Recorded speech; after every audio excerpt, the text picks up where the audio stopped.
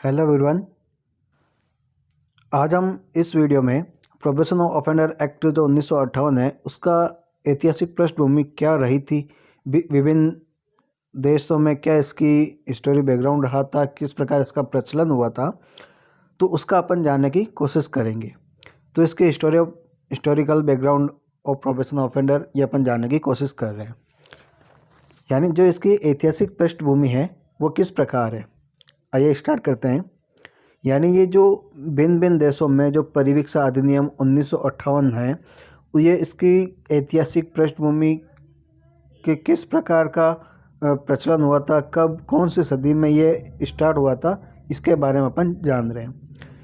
ऐतिहासिक अगर दृष्टिकोण से अपन देखते हैं तो जो प्रोबेशन ऑफ ऑफेंडर एक्ट का जो प्रादुर्भाव है या उसका उद्भव है वो 9वीं शताब्दी के अंदर इंग्लैंड के अंदर एक आश्रय का अधिकार था, उसके अंतर्गत अपन को मिलता है। ठीक है, यानी जो 9वीं शताब्दी है वहाँ पर इंग्लैंड के अंदर एक आश्रय का अधिकार चल रहा था, तो वहाँ पर अपने को प्रोबेशन ऑफ ऑफेंडर एक्ट का प्रादुर्भाव माना जाता है। और विभिन्न प्रकार के जो धर्म ग्रंथ हैं उनमें भी ये प्रावधान बताया गया है कि जिसके तहत कई प्रकार के जो चर्च के पादरी हैं या किसी भी मामले को अगर वो न्यायालय से क्या करते हैं कि चर्च में ट्रांसफ़र करवा लेते हैं, और ऐसे अपराधी को क्या करते हैं कि सुधारात्मक या उपचार उपलब्ध करवाने के लिए या नाममात्र की सज़ा देने के लिए उनको क्या किया जाता है, वहाँ पर मामले को ट्रांसफ़र करवा लिया जाता था। तो ये जो प्रथा थी ये 15वीं शताब्दी तक चली। यानी जो मतलब है कि भाई के तहत कोर्ट के अंदर जो मामला चल रहा था वो अपने चर्च के अंदर क्या करते थे, ट्रांसफ़र करवा लेते थे, और उनको क्या है कि सुधारात्मक उपचार उपलब्ध करवाने के लिए या नाममात्र की सज़ा देने के लिए इस तरह का वो काम वहाँ पर अपने चर्च के अंदर करते थे। इसे ईसाई धर्म में भी ऐसे ही प्रचलित जो प्रथा है वो वहाँ पर चलती थी। ठीक है, फिर अपन बात करते हैं कि जो अमेरिका में की परिवीक्षा पद्धति है वो किस प्रकार का विकास हुआ, किस प्रकार से अपने अमेरिका के अंदर ये प्रचलन हुआ। तो वर्तमान में जो परिवीक्षा पद्धति है, ठीक है, उसके जो प्रारंभ करने का जो वास्तविक अपन कह सकते हैं कि जनक है या श्रेय किसको जाता है, तो परिवीक्षा पद्धति का जो जनक है अमेरिका के अंदर एक बोस्टन है, वहाँ पर बोस्टन का निवासी था, उसका नाम था जॉन ऑगस्टस। ठीक है, यानी अपन के क्या कह सकते हैं कि जो परिवीक्षा पद्धति के जो जनक है वो कौन माने जाते हैं, तो परिवीक्षा पद्धति के जनक जॉन ऑगस्टस माने जाते हैं। ठीक है, अब जॉन ऑगस्टस परिवीक्षा पद्धति के जनक माने जाते हैं, तो इसके पीछे का क्या कारण है, क्या उनका एक वृत्तांत है, क्या व्याख्या है, वो भी अपन जानने की कोशिश करते हैं।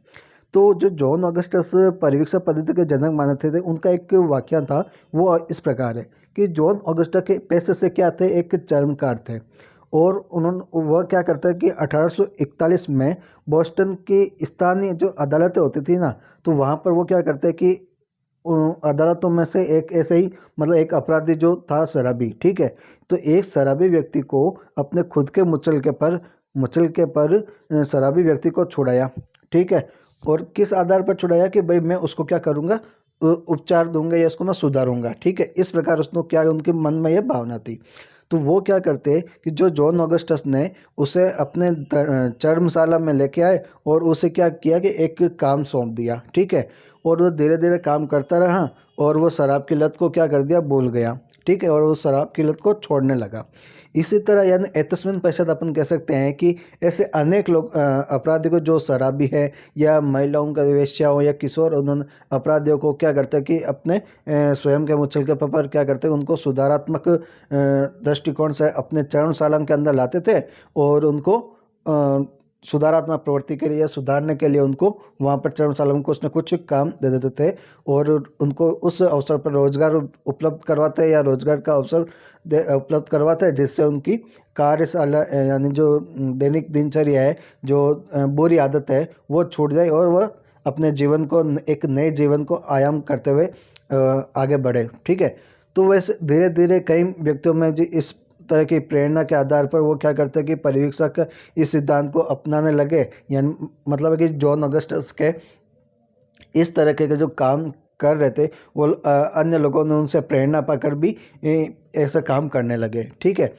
अंत में मतलब अपन कह सकते हैं कि जो 1878 के अंदर एक मैसेच्यूसेट्स राज्य सर्वप्रथम अधिनियम को पारित किया, यानी इस अधिनियम को किसने प्रारंभ किया? 1878 में मैसेच्यूसेट्स राज्य सर्वप्रथम इस एक्ट को पारित किया और एक परीक्षा अधिनियम को भी नियुक्त किया गया। ठीक है, अब बात करते हैं कि भाई जो अपने यूके के इंग्लैंड में जो परीक्षा पद्धति का प्रारंभ है वो कब हुआ था? तो यूके का अंदर परीक्षा पद्धति का जो प्रारंभ है वो सर्वप्रथम 1907 में हुआ था। 1907 में इंग्लैंड में इससे क्या कर दिया, एक संवैधानिक मान्यता प्राप्त कर दी गई और इस अधिनियम में के तहत अपराधियों को सिद्ध दोष करके दंड देकर परीक्षा पर का लाभ दिया जाता था, और यह अपन कह सकते हैं कि या फिर इन्हें बिना दंडित किए ही परीक्षा पर छोड़ दिया जाता था। तो कोर्ट क्या करता कि कोर्ट ऐसे करते समय अपराधी की आयु क्या है, उसका चरित्र क्या है, या उसकी पूर्ववर्ती चाल चलन क्या है आदि पर भी क्या करता था, एक मतलब कह सकते हैं कि विचार करता था या विचार मंथन करता था। तो इनके ऊपर क्या है कि अगर इस तरह से उसके मतलब सुधारात्मक प्रवृत्ति लगती है तो उसको शर्त अधिरोपित कर उसके परिवीक्षा का अधीन उसको क्या कर दिया जाता था, छोड़ दिया जाता था या रख दिया जाता था। परिवीक्षा अधिनियम के मतलब कह सकते हैं कि परिवीक्षा अधिकारियों के देख रेख में रखा जाता था और उसके पश्चात 1908 1914 में संशोधन भी किया गया। तत्पश्चात 1948 के अंदर एक क्रिमिनल जस्टिस एक्ट पारित किया गया और वहाँ पर यानी इंग्लैंड के अंदर संपूर्ण इंग्लैंड के अंदर इसको क्या कर दिया, लागू कर दिया। फिर एक वहाँ पर इंग्लैंड के अंदर एक ब्रुकलिन प्लान योजना भी चलाई गई थी। तो इंग्लैंड के अंदर एक जो ब्रुकलिन प्लान योजना चलाई गई थी जिसके तहत बाल अपराधी को दंडित किए बिना ही उसे मतलब अपराधी परिवीक्षा का लाभ देकर उसे छोड़ दिया जाता था, और यह पद्धति आज भी वहाँ पर विद्यमान है या चलती है। ठीक है, अब बात करते हैं कि अपन जो अन्य यूरोपियन देश है कि वहाँ पर भी किस प्रकार का इसका परिवीक्षा अधिनियम का प्रचलन किस प्रकार का रहता है वो भी अपन बात करते हैं। तो सबसे पहले बात करते हैं अपन स्वीडन की। तो स्वीडन में भी ये कानून क्या है कि परिवीक्षा का जो कानून है वहाँ पर लागू किया गया। वहाँ पर एक ऐसी मतलब कानून के अंदर जो चलन था कि जो प्रिजनर था यानी जो कारागार थे वहाँ पर केवल 20% अपराधियों को क्या कर दिया जाता, निरुद्ध किया जाता, यानी जेल के अंदर रखा जाता था, और जो शेष 80% है यानी 80% के जो अपराधी है उनको क्या कर दिया जाता था, परिवीक्षा का लाभ दे दिया जाता था या पेरोल का लाभ देकर उन्हें छोड़ दिया जाता था, और इस प्रकार उससे क्या किया, उपचारात्मक पद्धति में उसको विमुक्त कर दिया जाता था। धीरे धीरे क्या किया कि जो परिवीक्षा पर छोड़े गए अपराधियों को क्या कर दिया गया कि उनका जो कंट्रोल है या उनको कह सकते हैं कि नियंत्रण करने के लिए एक कमीशन ऑफ ट्रस्ट भी बनाया गया था। इस प्रकार की एक संस्था बनाई गई थी जिसमें मतलब स्वयं मतलब अधिकारी नियुक्त कर दिए जाते थे और उनके आधार पर वो क्या करती, परिवीक्षा की रिपोर्ट के आधार पर इनको रिपोर्ट तैयार करके बताया जाता था। फिर उसी प्रकार क्या है कि अन्य देशों के अंदर जैसे जर्मन हो गया, फ्रांस हो गया, रूस हो गया, वहाँ पर भी क्या है कि सामाजिक सुरक्षा के तहत इनको इस कानून को क्या है कि अपनाया गया और इस तरह से परिवीक्षा पर अपराधियों को छोड़ा भी जाता था। फिर बात करते हैं अपन ऑस्ट्रिया की। ऑस्ट्रिया के अंदर क्या है कि 18 वर्ष से जो कम आयु के अपराधी है उनको भी क्या है कि परिवीक्षा पर छोड़ा जाना अनिवार्य बताया गया था या अनिवार्य किया गया था। फिर बात करते हैं अपन ग्रीस में, यानी जो ग्रीस में भी यह पद्धति है जो 1951 में लागू की गई और अन्य यूरोपीय देश ही है वहाँ पर भी यह सफलतापूर्वक जो अधिनियम है वो काम कर रहा है। अब बात करते हैं अपन जापान की। जापान में जो परिवीक्षा पद्धति है वहाँ पर भी इसका प्रचलन हुआ। तो वहाँ पर जो प्रचलन हुआ था उसका एक सुधारात्मक प्रक्रिया के तहत इसको क्या है कि मान्यता दी गई थी, यानी जो जापान के अंदर परिवीक्षा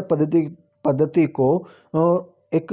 परिवीक्षा पद्धति को सुधारात्मक प्रक्रिया के तहत इसको संवैधानिक मान्यता प्राप्त की गई थी। अब जापान के अंदर जापान की जो दंड प्रक्रिया संहिता 1952 है, यानी जापान की दंड प्रक्रिया संहिता 1952 के अंदर जो पीपी अपॉइंट होता है यानी पब्लिक प्रोसिक्यूटर होता है इसको ये पावर दी गई है कि वो क्या करेगा कि अगर उसको उचित कारण लगता है, ठीक है, कि भाई अपराधी को उचित कारण के भाई इसको परीक्षा पर छोड़ना है, तो उस पब्लिक प्रोसिक्यूटर को ये पावर होती है कि उचित कारण होने पर ऐसे व्यक्ति को दंड दिया गया है जो उसे अगर उसको निलंबित करना चाहता है तो उसको निलंबित कर उसे परीक्षा पर छोड़ सकता है। और ऐसे मतलब ऊपर जैसे किशोर अपराधी है उनको भी क्या है कि परीक्षा पर छोड़ने का प्रावधान किया गया ताकि क्या है कि समाज में उनका पुनर्स्थापन हो सके। तो इस प्रकार क्या है कि विभिन्न देशों के अंदर क्या है कि इसका परिवीक्षा अधिनियम का प्रचलन हुआ था। इसकी ये अपन हिस्टोरिकल जो बैकग्राउंड है अपन जानने की कोशिश करें। अब अपन जो बात करेंगे, जो भारत के अंदर परिवीक्षा अधिनियम है उसका लाभ किस प्रकार मिला, इसका प्रचलन कब हुआ, कौन से सन के अंदर आया, ठीक है। तो ये जो बात है भारतवर्ष के अंदर परिवीक्षा अधिनियम का प्रचलन कब हुआ, प्रादुर्भाव कब हुआ, ये अपन बात करेंगे अब नेक्स्ट वीडियो के अंदर, ठीक है। अगर आपको ये वाला वीडियो अच्छा लगा है तो इसको लाइक करें, सब्सक्राइब करें और इसको अधिक से अधिक शेयर करें, ताकि इस जो परिवीक्षा अधिनियम के जो अपन बैकग्राउंड ये जो स्टोरी जान रहे हैं वो अधिक से अधिक बच्चों लॉ स्टूडेंट के अंदर ये पहुंचे और वो इसको समझ सके, ताकि परीक्षा अधिनियम के तहत इसको और मतलब एक कह सकते हैं कि संपूर्ण स्टोरी का जानने के, ताकि उनको वो एक अधिनियम के बारे में विस्तृत नॉलेज मिल सके, ठीक है। Thank you. और इसको अधिक से अधिक लाइक करें, शेयर करें।